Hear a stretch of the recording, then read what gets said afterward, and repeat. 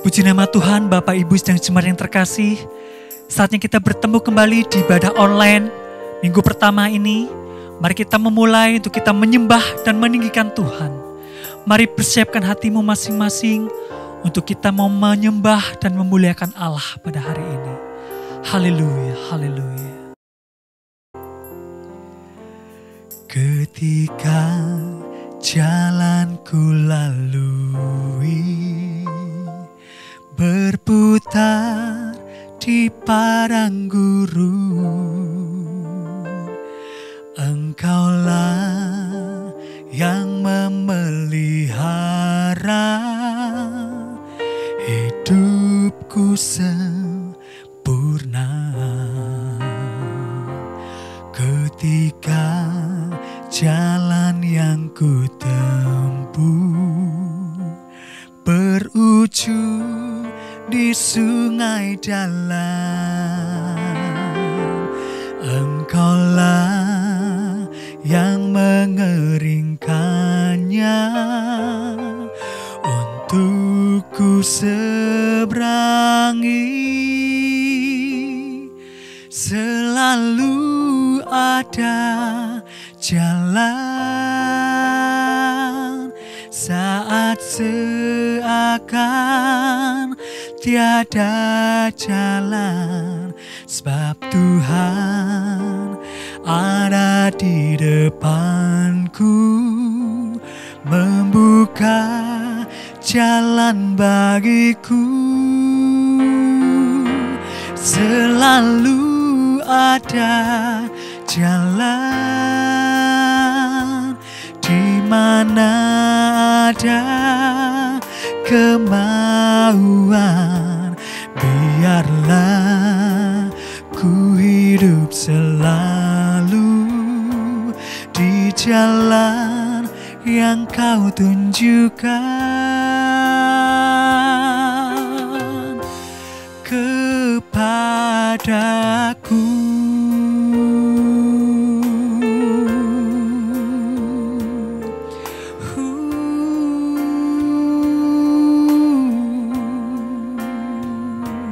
Ketika jalan ku lalui, berputar di padang gurun, Engkaulah yang memelihara hidupku sempurna. Ketika jalan yang ku tempuh berujung di sungai dalam, Engkaulah yang mengeringkannya untuk ku seberangi. Selalu ada jalan saat seakan tiada jalan, sebab Tuhan ada di depanku, membuka jalan bagiku. Selalu ada jalan di mana ada kemauan. Biarlah ku hidup selalu di jalan yang kau tunjukkan kepadaku.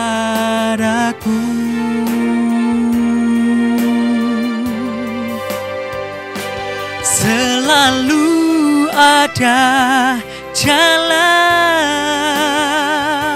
saat seakan tiada jalan, sebab Tuhan ada di depanku, membuka jalan bagiku. selalu ada jalan. Di mana ada kemauan, biarlah ku hidup selalu di jalan yang kau tunjukkan. Biarlah ku hidup selalu, biarlah ku hidup selalu, biarlah ku hidup selalu di jalan yang kau tunjukkan kepadaku.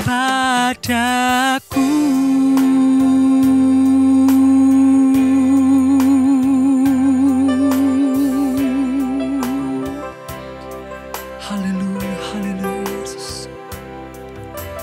Terima kasih Allah, terima kasih Tuhan. Puji nama Tuhan. Bapak Ibu yang terkasih, saatnya kita akan mendengarkan kebenaran firman Tuhan yang akan disampaikan oleh hambanya, Ibu Pendeta Agnes Trivena. Waktu dan tempat, saya persilahkan. Haleluya. Shalom, mari kita siapkan hati, hidup kita, pikiran kita untuk kita menyambut kebenaran firman Allah. Mari kita sama-sama berdoa. Bapa di surga, di dalam nama Tuhan Yesus, kami bersyukur buat semua kebaikan-Mu yang luar biasa dalam hidup kami. Sehingga sampai hari ini kami tetap dapat melihat kebaikan Tuhan, kemurahan Allah terjadi dalam setiap hidup kami ya Bapa. Kami rindu, kami mengerti akan kebenaran firman-Mu. Untuk kami tahu apa yang Kau kehendaki untuk kami lakukan dalam hidup kami. Supaya apa yang kami lakukan dan apa yang kami pikirkan boleh seirama dengan kerinduan hati-Mu ya Tuhan. Supaya kami melihat dalam setiap hidup kami akan mendapatkan pertolongan kami tepat pada waktunya. Karena kami mengerti kehendak Tuhan yang terbaik dalam hidup kami. Karenanya saat ini kami berdoa, mohon kemurahan Tuhan lewat kebenaran firman-Mu yang akan kami dengarkan bersama-sama. Kami terima bersama, kami melihat sesuatu yang baru Tuhan kerjakan dalam hidup kami. Terima kasih, berkati seluruh sidang jemaat-Mu yang mendengarkan khotbah pada saat ini, supaya hati mereka dan hidup mereka boleh dijamah, bahkan mujizat dialami dalam setiap kami walaupun di rumah kami masing-masing. Terima kasih Bapa di surga, kami serahkan pemberitaan firman Tuhan, kami percaya Tuhan memberkati kami. Di dalam nama Tuhan Yesus Kristus, kami sambut firman-Mu pada saat ini. Haleluya, amin. Puji Tuhan. Shalom kepada seluruh jemaat Tuhan di gereja Betani Sangkakala. Saya percaya anugerah kemenangan Tuhan boleh melimpah mengalir. Amin Bapak Ibu. Siapa yang percaya hari ini akan dilawat oleh Tuhan lewat firman Tuhan? Puji Tuhan. Jadi menurut setiap iman dan percaya kita, semua jemaat Betani Sangkakala akan mengalami kemurahan Tuhan dan kebesaran Allah terjadi dalam setiap hidup kita. Amin. Puji Tuhan. Bapak Ibu dan Saudara dikasihi oleh Tuhan, setiap manusia di muka bumi ini, khususnya anak-anak Tuhan, pasti merindukan atau memiliki sebuah keinginan untuk selalu mendapatkan pertolongan dari Tuhan tepat pada waktunya dan tidak pernah terlambat. Tentunya semua dari kita menginginkan ini terjadi dalam hidup ini. Judul firman Tuhan pada saat ini adalah pertolongan Tuhan tepat pada waktunya. Kita akan membaca firman Tuhan di dalam Ibrani pasal yang keempat ayat yang ke-16. Ibrani pasal yang keempat ayat yang ke-16. Demikian bunyi firman Tuhan. Sebab itu marilah kita dengan penuh keberanian menghampiri tahta kasih karunia, supaya kita menerima rahmat dan menemukan kasih karunia untuk mendapat pertolongan kita pada waktu waktunya. Sudah dikasih oleh Tuhan, ada kunci yang harus kita ketahui. Bagaimana caranya supaya kita mendapatkan pertolongan Tuhan tepat pada waktunya. Seperti yang kita baca dalam Ibrani pasal 4 ayat yang ke-16 ini. Nah, saat ini kita akan melihat bersama-sama bagaimana caranya, kunci bagaimana bisa mendapatkan pertolongan dari Tuhan kepada kita tepat pada waktunya. Saudara, kalau kita membaca dalam Ibrani pasal yang keempat ayat yang ke-16, di dalam terjemahan bahasa aslinya bahasa Yunani, menghampiri tahta itu disebut proserkomai, yang memiliki arti mengajak orang percaya untuk menghampiri dan datang kepada Tuhan. Perhatikan, kata menghampiri di sini, menghampiri tahta berasal dari kata proserkomai yang memiliki arti mengajak orang-orang percaya menghampiri dan datang kepada Tuhan. Saudara, ketika kita berbicara tentang tahta, maka kita berbicara tentang wewenang.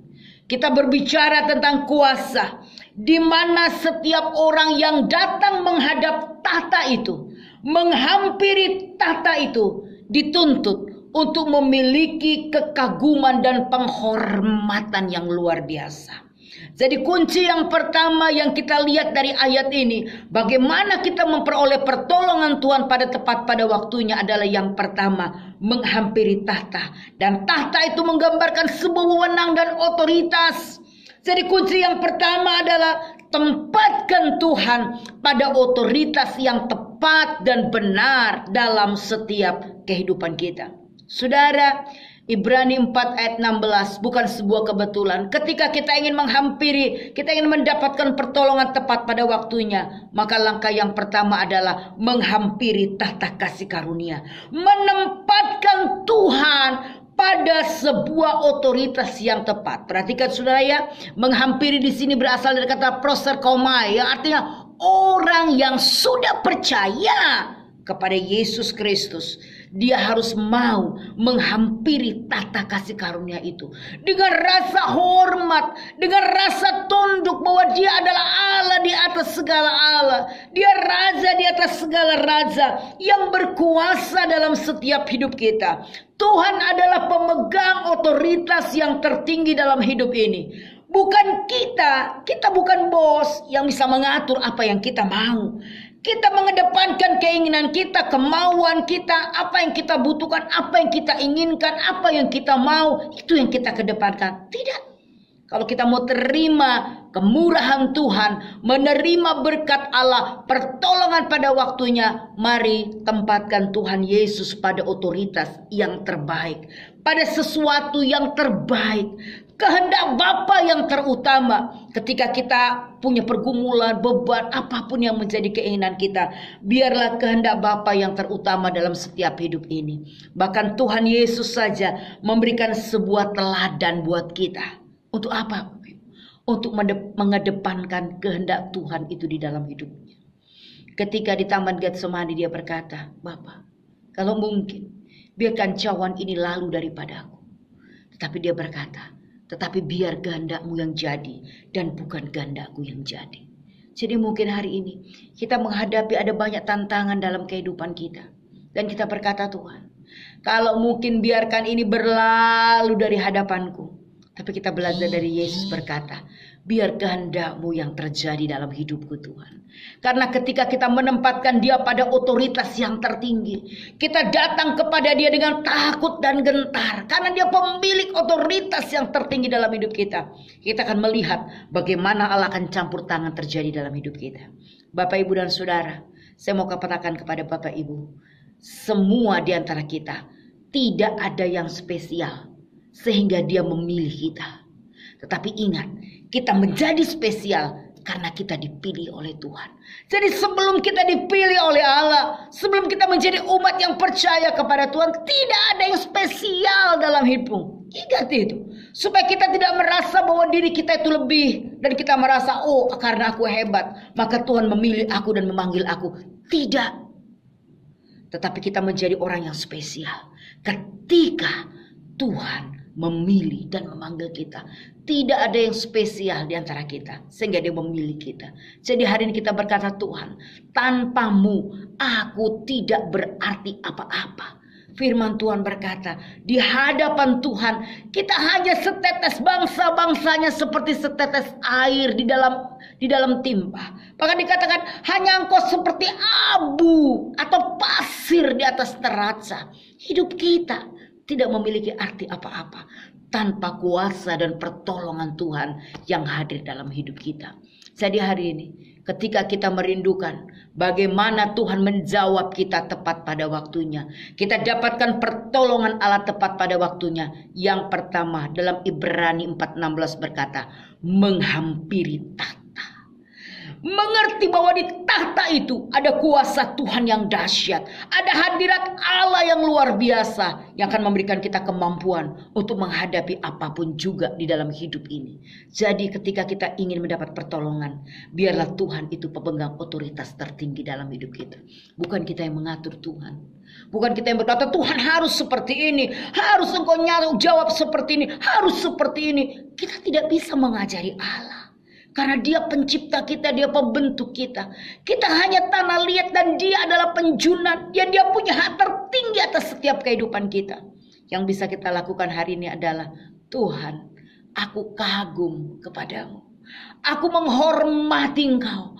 Aku datang kepadamu karena aku percaya engkau raja di dalam hidupku. Engkau penguasa tunggal di dalam hidupku. Bukan kekayaanku, bukan kehebatanku, bukan kepintaranku, bukan pangkatku. Saudara, dengan pandemi yang kita alami sudah setahun ini terjadi di Indonesia, seharusnya kita memahami dan mengerti bahwa sebenarnya kita tidak punya kekuatan apa-apa tanpa dia. Saudara lihat, dokter yang hebat pun dia tidak bisa mempertahankan nyawanya. Bahkan para hamba-hamba Tuhan pun ada banyak yang dipanggil Tuhan. Orang-orang kaya bisa bayar dengan harga mahal tapi tidak bisa mempertahankan apa yang ada di dalam hidupnya. Hari-hari ini kita hanya bisa berkata, Tuhan, engkau penguasa di dalam hidupku.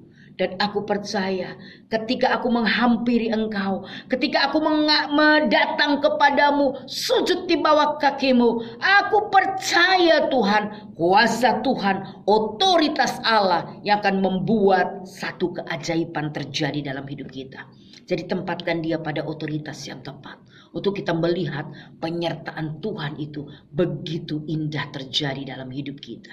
Kemudian yang kedua, perhatikan di sini, menghampiri tahta kasih karunia dengan penuh keberanian. Jadi yang pertama, tempatkan dia pada otoritas yang tepat.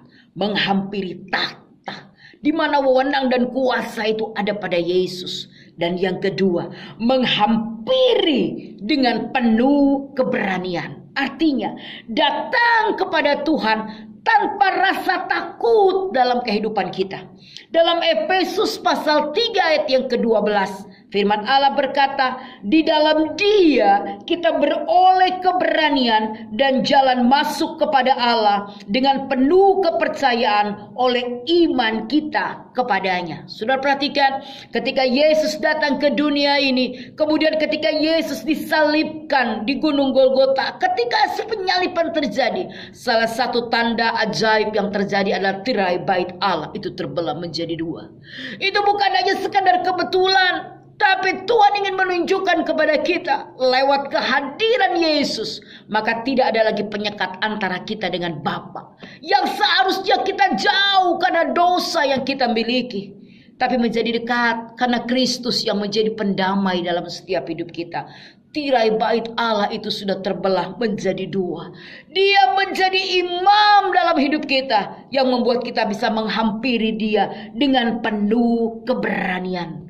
Bukan ketika kita menghampiri kita takut karena kita merasa aku sudah berdosa, aku tidak punya apa-apa, aku tidak berarti.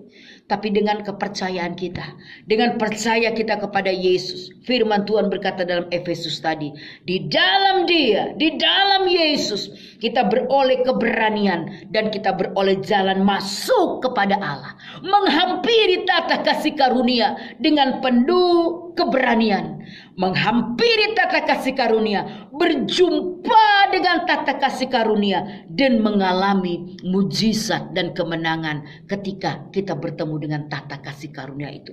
Harus dengan penuh keberanian.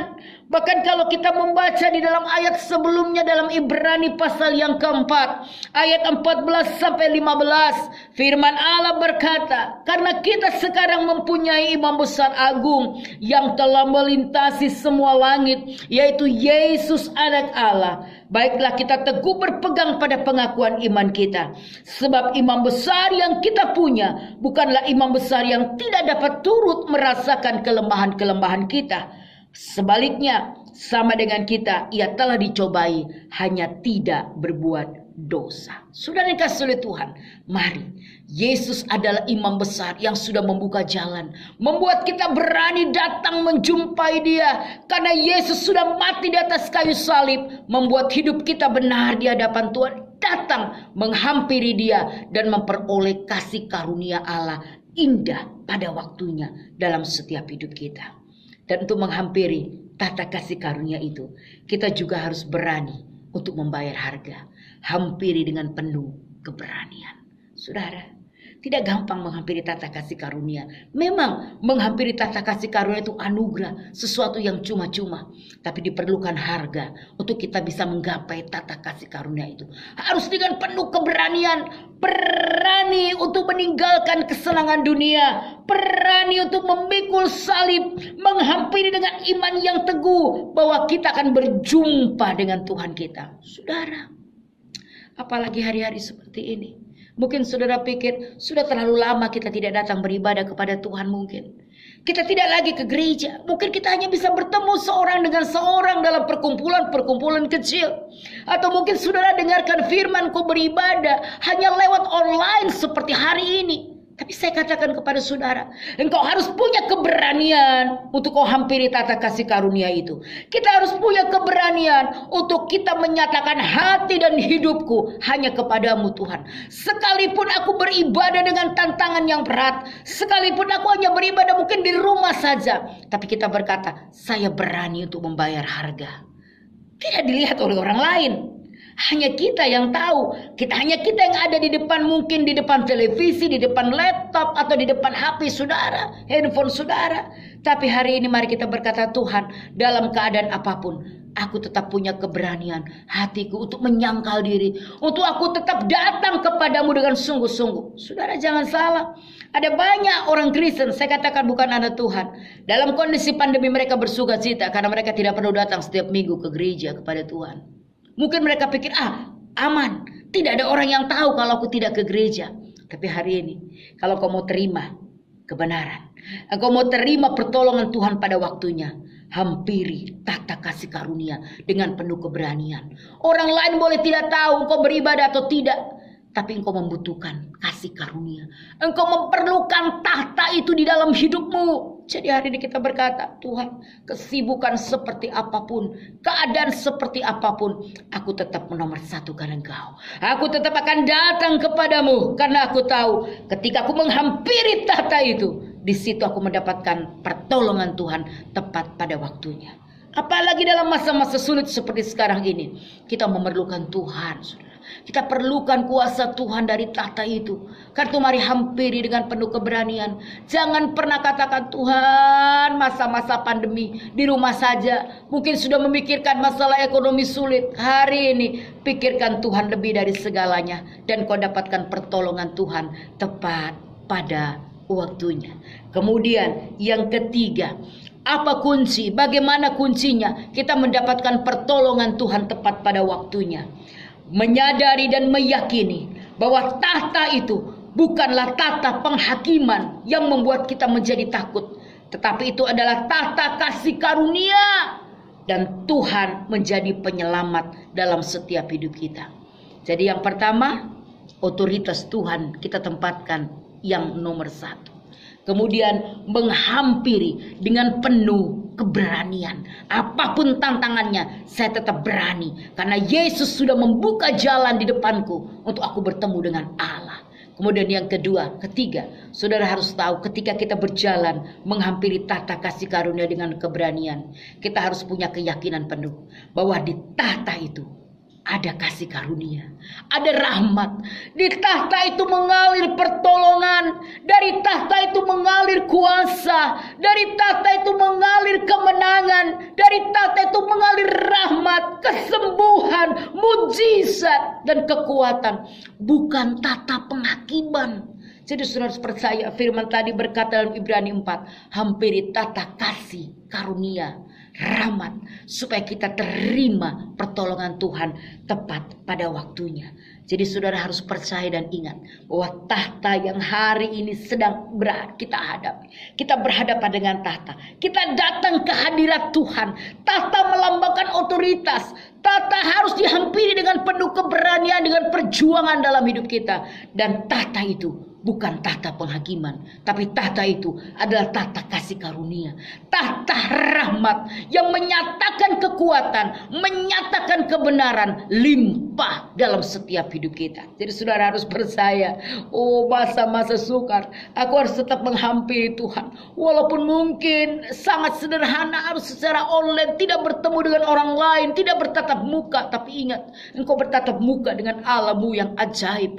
Tahta itu mengalir kuasa, mengalir pengampunan dosa, mengalir pertolongan. Kalau engkau tidak pernah mendekati tahta itu, engkau tidak akan pernah dapatkan pertolongan. Tahta itu bukan penghakiman, tapi tahta itu adalah tahta kasih karunia, di mana kita akan terima kekuatan dan kemenangan yang baru dari Allah. Jadi mari dalam masa-masa sukar seperti hari ini, kita menghampiri tahta kasih karunia dengan penuh keberanian, dengan iman dan percaya. Ketika aku sampai di tahta itu, aku melihat dari tahta itu keluar memancar kemurahan, memancar kebaikan, memancar kesembuhan, memancar berkat yang terlimpah mengalir dalam setiap kehidupan kita. Seperti yang dikatakan dalam Injil Lukas pasal 1 ayat 78 sampai 79. Saya akan bacakan buat saudara. Oleh rahmat dan belas kasihan dari Allah kita, dengan mana Ia akan melawat kita surya pagi dari tempat yang tinggi, untuk menyinari mereka yang diam di dalam kegelapan dan dalam naungan maut, dan untuk mengarahkan kaki kita kepada jalan damai sejahtera. Perhatikan, rahmat kasih setia Tuhan akan melawat kita seperti surya pagi dari tempat yang maha tinggi, dari kegelapan, naungan maut. Seperti hari ini semua orang takut dengan naungan maut dalam masa pandemi. Tapi ingat, ketika kau hampiri tahta kasih karunia dengan keberanian, engkau hampiri dengan kebenaran yang sungguh-sungguh, firman Allah berkata, menyinari kita yang diam di dalam kegelapan dan dalam naungan maut, untuk mengarahkan kaki kita kepada jalan damai sejahtera. Jadi Bapak, Ibu, dan Saudara, jemaat Tuhan di Betani Sangkakala, Surabaya, saya katakan pada saudara hari ini, datang hampiri tahta kasih karunia. Engkau mendapatkan pertolongan tepat pada waktunya. Bahkan Dia akan memindahkan kita dari naungan maut yang hari-hari ini mungkin menakutkan buat kita, masuk di jalan yang penuh dengan damai sejahtera. Kita tidak tahu apa yang terjadi ke depan.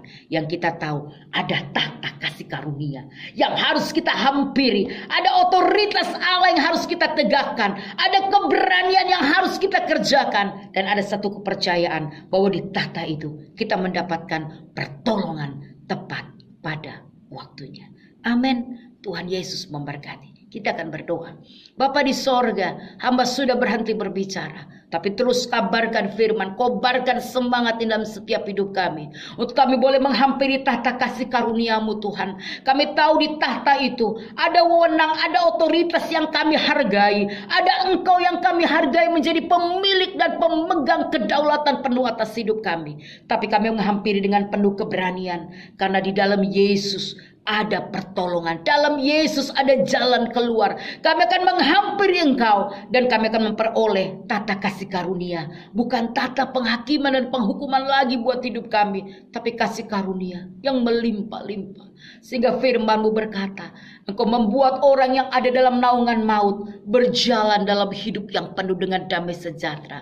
Dan kami percaya langkah kaki kami ke depan ada damai sejahtera dari Tuhan. Lepas dari naungan maut, tetapi penyertaan Tuhan nyata penuh atas setiap hidup kami. Berkati seluruh jemaat di Gereja Betani Sangkakala. Berkati Ibu Gembala dan Bapak Gembala. Berkati semua staf pelayanan. Kami percaya kemurahan Tuhan tetap menyertai kami dari hari ini sampai selama-lamanya.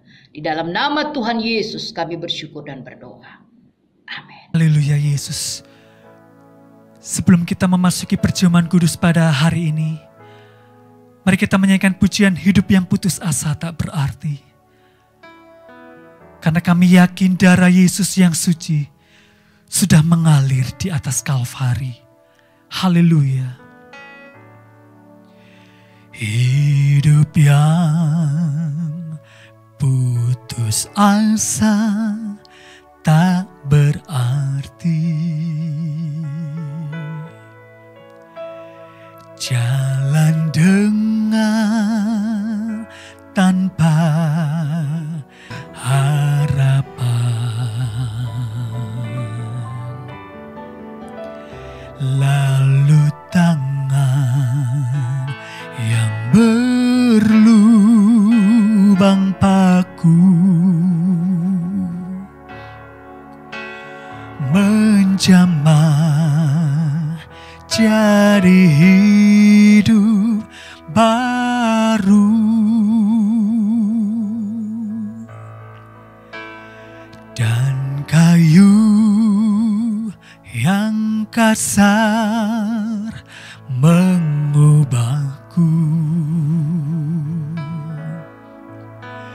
Jalan hidup yang penuh kegagalan,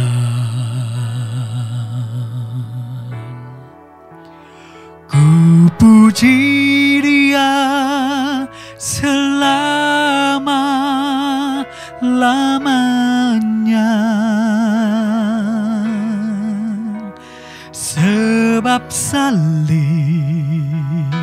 mengubah hidupku,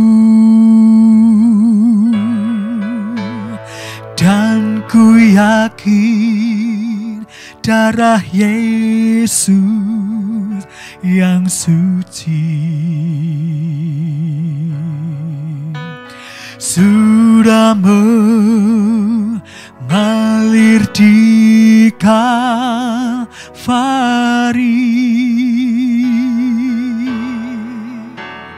Bila zaman berlalu, dunia menderu, ku tetap pegang salib Kristus.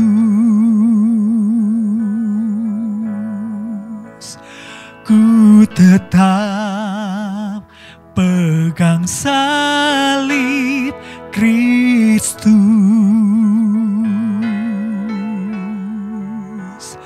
Ku tetap pegang salib Kristus.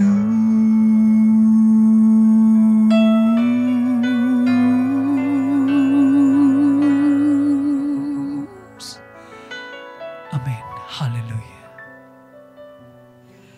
Mari kita angkat roti seketul ini sampai di atas dada. Masing-masing memejamkan mata, merenungkan pengorbanan Tuhan Yesus yang begitu mulia. Terlebih dahulu saya bacakan 1 Korintus 11 ayat 26 sampai 31. Sebab setiap kali kamu makan roti ini dan minum cawan ini, kamu memberitakan kematian Tuhan sampai Ia datang. Jadi barang siapa dengan cara yang tidak layak makan roti atau minum cawan Tuhan, ia berdosa terhadap tubuh dan darah Tuhan. Karena itu, hendaklah tiap-tiap orang menguji dirinya sendiri, dan baru sesudah itu ia makan roti dan minum dari cawan itu. Karena barang siapa makan dan minum tanpa mengakui tubuh Tuhan, ia mendatangkan hukuman atas dirinya. Sebab itu banyak di antara kamu yang lemah dan sakit, dan tidak sedikit yang meninggal. Kalau kita menguji diri kita sendiri, hukuman tidak akan menimpa kita. Dan ketika mereka sedang makan, Yesus mengambil roti, mengucap berkat, memecah-mecahkannya, lalu memberikannya kepada murid-muridnya dan berkata, "Ambillah, makanlah, inilah tubuhku." Adapun roti yang telah kita pecah-pecahkan bersama ini, bukankah ini adalah persekutuan kita dengan tubuh Kristus? Mari kita makan bersama di dalam nama Tuhan Yesus Kristus sambil mengucap syukur. Terima kasih Bapa, biarlah aku di dalam Engkau dan firman-Mu di dalam diriku. Dengan demikian, bersama dengan Engkau, kami akan mampu mengatasi, melampaui melewati masa sulit ini dengan sukses. Dalam nama Tuhan Yesus.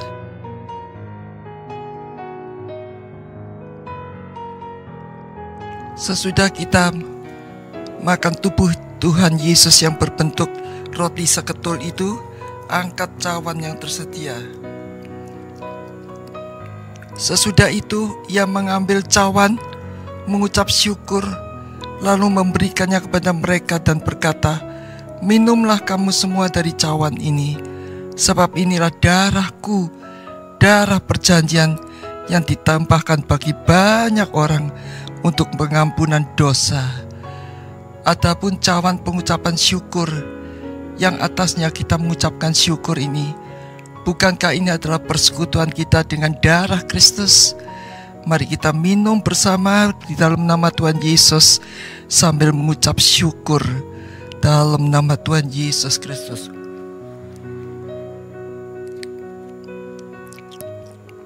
Terima kasih Bapa, kami bersyukur oleh tubuh-Mu, oleh darah-Mu, kami semua tidak binasa.